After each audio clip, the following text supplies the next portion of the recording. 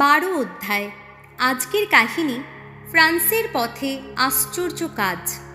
খ্রিস্টের মহাসেবক ও মহাসঙ্গী এবং আমাদের গুরু সাধু ফ্রান্সিস সব বিষয়ে চাইতেন খ্রিস্টকে হুবহু অনুকরণ করতে। মঙ্গল সমাচারে দেখতে পাই, খ্রিস্ট যেসব শহরে যেতে চাইতেন সেখানে তিনি তার শিষ্যদের দুজন দুজন করে পাঠাতেন। একইভাবে সাধু ফ্রান্সিস 12 জন সন্ন্যাসীকে জোগাড় করে তাদের দুজন দুজন করে সারা বিশ্বে প্রচার কার্যে পাঠান এবং প্রকৃত বাধ্যতার দৃষ্টান্ত দেখাতে তিনি নিজে প্রথমে বেরিয়ে পড়তেন, ঠিক যেমন খ্রিস্ট নিজে শিক্ষা দেওয়ার আগে কাজ করে দেখিয়েছিলেন। কাজেই অন্যান্য ভাইদের বিশ্বের বিভিন্ন স্থানে পাঠাবার আগে তিনি নিজে সন্ন্যাসী মাসিওকে সঙ্গে নিয়ে ফ্রান্সের উদ্দেশ্যে বেরিয়ে পড়লেন। একদিন তারা ক্ষুধার্ত অবস্থায় এক অজানা শহরে এসে পৌঁছলেন। সংঘের নিয়ম অনুযায়ী তারা দুজন দুটো রাস্তা ধরে ভিক্ষে করতে বেরুলেন। সাধু ফ্রান্সিসের চেহারায় কোনো আভিজাত্যের ছাপ ছিল না। ছোটোখাটো এই মানুষটিকে সাধারণ ভিখিরি ভেবে অচেনা লোক তাকে খুব সামান্যই ভিক্ষা দিত। এদিকে লম্বা চওড়া সুদর্শন পুরুষ সন্ন্যাসী মাসিও অনেকগুলি রুটি ভিক্ষে করে নিয়ে এলেন। ভিক্ষা শেষে তারা শহরের বাইরে একটি সুন্দর ঝর্ণার পাশে উপস্থিত হলেন খাওয়া দাওয়া সেরে নিতে। সেখানে একটি পাথরের ওপর তারা নিজ নিজ সংগ্রহ ঝোলা থেকে বের করে রাখলেন। সন্ন্যাসী মাসিও তার চেয়ে অনেক বেশি এবং বড় বড় রুটি সংগ্রহ করেছেন দেখে সাধু ফ্রান্সিস আনন্দে আত্মহারা হয়ে বলে উঠলেন, বৎস মাসিও, এত ধনের যোগ্য আমরা নই। তিনি বারবার একই কথা বলতে মাসিও বললেন, গুরুদেব, এই সামান্য কটুকরো রুটিকে কি কেউ ধন বলে?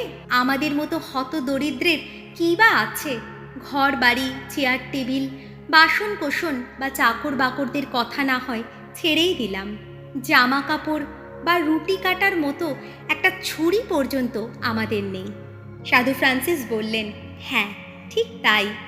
এই যে কিছুই নেই, এই হচ্ছে আমাদের ধন, যা কোনো পরিশ্রমের ফলে নয়, বরং ঈশ্বরের কাছ থেকে করুণার দান হিসাবেই পেয়েছি।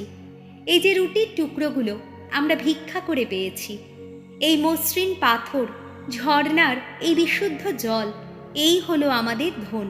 তাই এসো, আমরা ঈশ্বরের কাছে এই মিনতি জানাই, হে ঈশ্বর, হে নিঃস্বতার সেবক স্বয়ং তুমি, আমরা যেন সেই মহাধন পুণ্য নিঃস্বতাকে অন্তর দিয়ে ভালোবাসতে পারি। প্রার্থনা করে তারা আহার শেষ করলেন এবং আবার ফ্রান্সের পথে বেরিয়ে পড়লেন।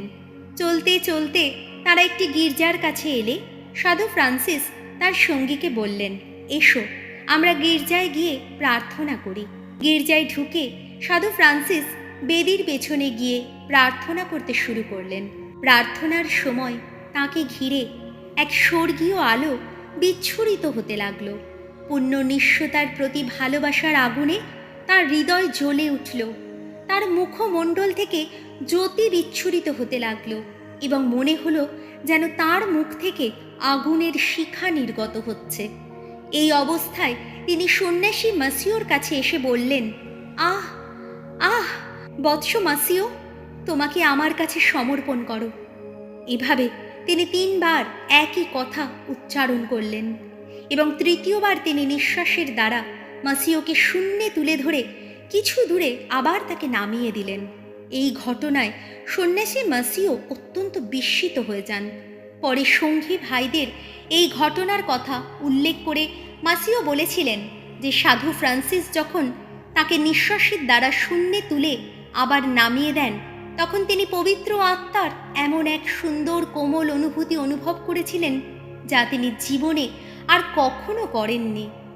এরপর সাধু ফ্রান্সিস বললেন, বৎস, এসো, আমরা সাধু পিতর ও পলের কাছে এই প্রার্থনা করি, তারা যেন আমাদের শিক্ষা দেন ও সাহায্য করেন যাতে আমরা সেই অমূল্য ধন পুণ্য নিঃস্বতা লাভ করতে পারি। কারণ ওই ধন এতই অমূল্য এবং পবিত্র যে আমাদের এই কলুষযুক্ত দেহ তার অযোগ্য এই পরম ধনের গুণে পার্থিব ও অনিত্য যে কোনো কিছুকে হেলায় পদদলিত করা যায় এবং এই রকম ধনের গুণে আত্মা যে কোনো বাধা অতিক্রম করে পরমাত্মার সঙ্গে মিলিত হতে পারে। এই সেই ঐশ্য গুণ যার অধিকারে আত্মা এই মর্তলোকে থাকতে থাকতেই স্বর্গলোকের দেবদূতদের সঙ্গ লাভ করতে সক্ষম হয়। এই সেই দিব্য গুণ যা ক্রুশবিদ্ধ খ্রিস্টের সঙ্গী ছিল। খ্রিস্টের সমাধির সঙ্গে তা পাতালে প্রবিষ্ট হয়ে খ্রিস্টের সঙ্গেই তা উত্থিত হয় ও স্বর্গে উন্নীত হয়। এই জীবনে যদি কেউ এই গুণ ভালোবাসে তবে পরকালে সে স্বর্গে উন্নীত হবে, কারণ এই বিদ্য গুণ পরম নম্রতা ও বদান্যতার অস্ত্র রক্ষা করে। তাই এসো আমরা খ্রিস্টের সঙ্গী শিষ্যদ্বয়ের কাছে অনুনয় করি। তারা সুসমাচারে উল্লিখিত সেই রত্নের উত্তম ভক্ত ছিলেন। তারা যেন খ্রিস্টের কাছ থেকে এই অমূল্য অনুগ্রহ আমাদের পাইয়ে দেন এবং খ্রিস্ট যেন তার অসীম করুণায় আমাদের এই দিব্য অমূল্য রত্ন ধারণ করায় ও তার অনুরাগী হওয়ার যোগ্য করে তোলেন। এইভাবে পুণ্য নিঃস্বতা সম্বন্ধে কথা বলতে বলতে তারা রোম নগরে পৌঁছলেন এবং সেখানে সাধু পিতরের গির্জায় প্রবেশ করলেন। গির্জার মধ্যে তারা দুজন দুধারে প্রার্থনায় বসলেন। সাধু ফ্রান্সিস যখন আকুল নয়নে গভীর ভক্তি ভরে প্রার্থনা করছেন, এমন সময় খ্রিস্টের শিষ্য পিতর ও পল দিব্যরূপ নিয়ে সাধু ফ্রান্সিসের সামনে উপস্থিত হয়ে বললেন, খ্রিস্ট এবং তার শিষ্যরা যে পুণ্য নিঃস্বতার পথে চলতেন, আপনিও যেহেতু সর্বান্তকরণে সেই একই পথে চলতে চান, তাই খ্রিস্ট আমাদের পাঠিয়েছেন আপনাকে এই সংবাদ দিতে যে আপনার প্রার্থনা তার কাছে পৌঁছেছে এবং ঈশ্বর আপনাকে এবং আপনার সঙ্গী ভাইদের পুণ্য নিঃস্বতার উত্তম ধন দান করছেন। ঈশ্বরের দেওয়া অধিকারে আমরা আপনাকে বলছি, আপনার অনুকরণে যে কেউ মনে প্রাণে পরম নিঃস্বতা কামনা করবে সে অনন্ত জীবন লাভ করবেই। আপনারা দুজন এবং আপনার অনুগামীরাও ঈশ্বরের আশীর্বাদ লাভ করবেন। এই সংবাদ দিয়ে সাধু ফ্রান্সিসের অন্তর আনন্দে পরিপূর্ণ করে শিষ্যদ্বয় অন্তর্হিত হলেন।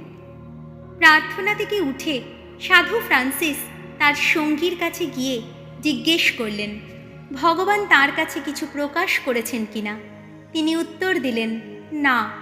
সাধু ফ্রান্সিস তখন শিষ্যদ্বয়ের দর্শন ও তাদের দেওয়া সুসংবাদ তাকে জানালেন। এই ঘটনায় তারা এতই পুলকিত হলেন যে তারা ফ্রান্সে যাওয়ার পরিকল্পনা ত্যাগ করে স্পলেটো উপত্যকায় ফিরে যাওয়া স্থির করলেন। প্রভু যীশু, তোমার জয় হোক। আমিন।